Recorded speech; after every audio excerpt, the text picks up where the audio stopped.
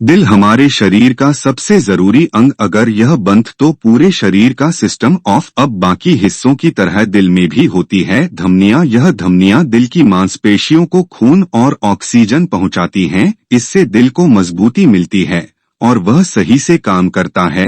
लेकिन कई बार दिल की इन धमनियों में एक चीज जमने लगती है और इसको कहते हैं प्लाक। इसके जमने की वजह से धमनियां पतली होने लगती हैं। पतली धमनियां यानी खून और ऑक्सीजन की सप्लाई में रुकावट और नतीजा देर सवेर हार्ट अटैक खतरा। आज सेहत के इस एपिसोड में हम बात करेंगे प्लाक क्यों जम जाता है, दिल की धमनियों में प्लाक जमने से क्या होता है, इससे बचने के लिए क्या करें। दिल की जो धमनियां होती है उसमें प्लाक तैयार होने की प्रक्रिया हमारे सेकंड या थर्ड डिकेड से ही शुरू हो जाती है, जिसमें कोलेस्ट्रॉल, फैट्स, कैल्शियम और अन्य टिश्यूज जमा होकर धीरे धीरे आर्टरी नरो हो जाती है और उससे आगे जाकर प्रॉब्लम हो सकते हैं। इसके मुख्य कारण ऐसे हैं कि जो लोग स्मोकिंग करते हैं, जिनको डायबिटीज, एनर्मिक मोटापा है जैसे कि ओबेसिटी है, और जो फिजिकल एक्टिविटी बिल्कुल ही नहीं करते, इन लोगों को प्लाक जमा होने के और उसके कॉम्प्लिकेशन होने के चांसेस ज्यादा होते हैं।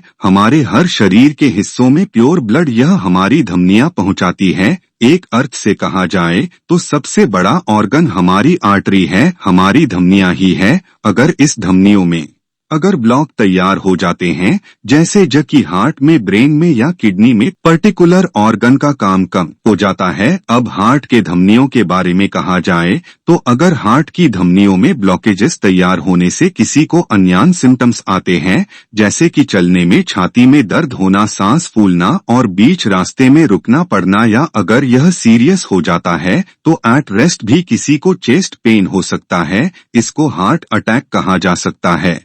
प्लाक जमा होने की प्रक्रिया हर स्त्री पुरुष में जारी होती है, लेकिन इसे हमें कंट्रोल करना चाहिए। वेजिटेबल्स, फ्रेश फ्रूट्स का ज्यादा से ज्यादा सेवन होना चाहिए। डीप फ्राइड चीजें, तली हुई चीजें जिसमें चीज बटर ज्यादा हो, ऐसी फास्ट फूड चीजें हमने कम से कम सेवन करना चाहिए। और डेली एक्सरसाइज जिसमें 45 minutes to 1 hour of daily walk, cycling या स्विमिंग जैसे कार्डियो एक्सरसाइजेस को हमने आजमाना चाहिए। उसके साथ ही तंबाकू और सिगरेट का सेवन बिल्कुल ही ना करें, और जो लोग अल्कोहल लेते हैं वह अल्कोहल का सेवन कम से कम करें। Lifestyle brings you healthy heart. जैसे मैंने बताया कि दिल की धमनियों में जो ब्लॉकेजेस तैयार होते हैं वह ओवर द ईयर्स तैयार होते हैं, और इसे हमने अगर इनिशियल स्टेज में पकड़ लिया, जैसे कि कोलेस्ट्रॉल चेक करके, डायबिटीज की टेस्ट करके, ट्रेडमिल टेस्ट करके अगर पकड़ लिया, तो उस वक्त हम कोलेस्ट्रॉल, शुगर और ब्लड प्रेशर कंट्रोल करके इस ब्लॉकेजेस को प्रिवेंट कर सकते हैं।